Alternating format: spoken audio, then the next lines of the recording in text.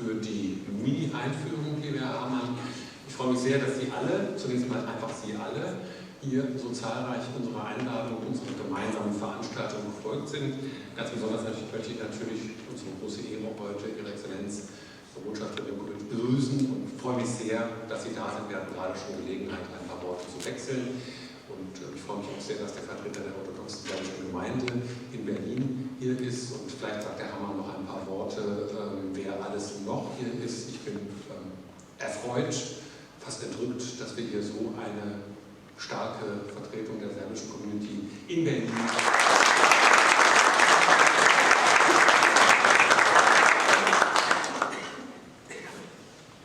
Vielen Dank, lieber Herr Altenhöhner. Ich möchte jetzt Frau Dr. Ivana Jankovic begrüßen, ist die Botschafterin der Republik Serbien in der Bundesrepublik Deutschland. Wir haben uns vor einem Jahr schon mal zusammengesetzt hier in diesem Haus und das erste Mal die Idee beraten und ich freue mich sehr, dass Sie heute zu uns sprechen werden und die Idee Wirklichkeit geworden ist.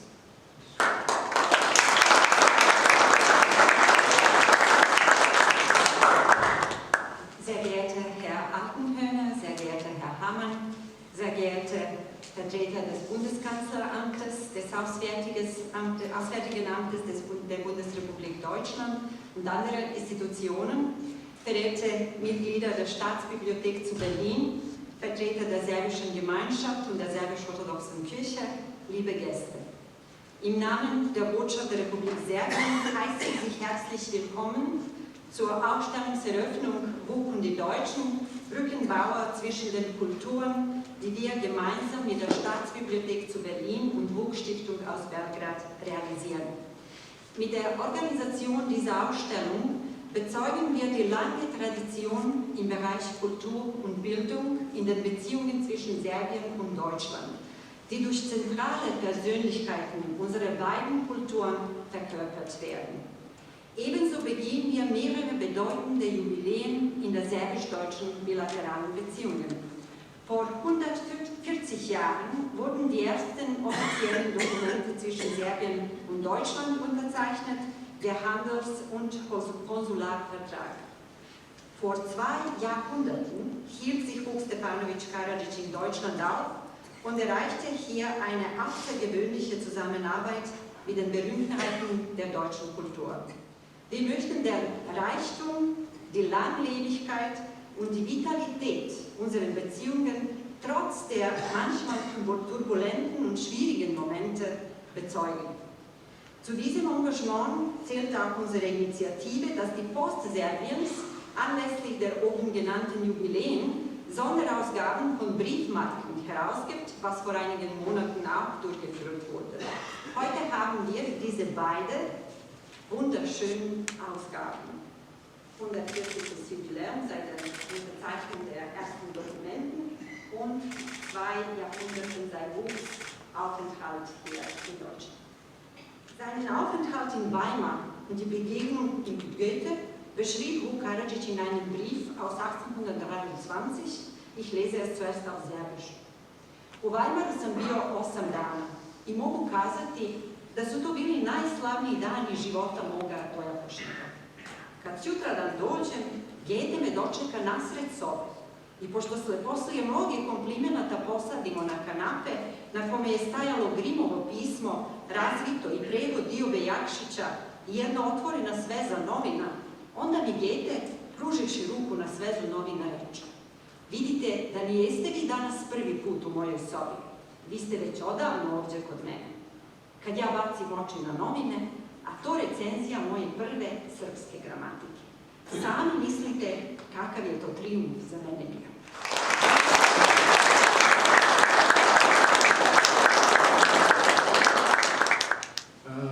Meine Damen und Herren, liebe Freunde, ja ću govoriti na srpskom jeziku, moja koleginica Mina Đurić će govoriti na nemačkom.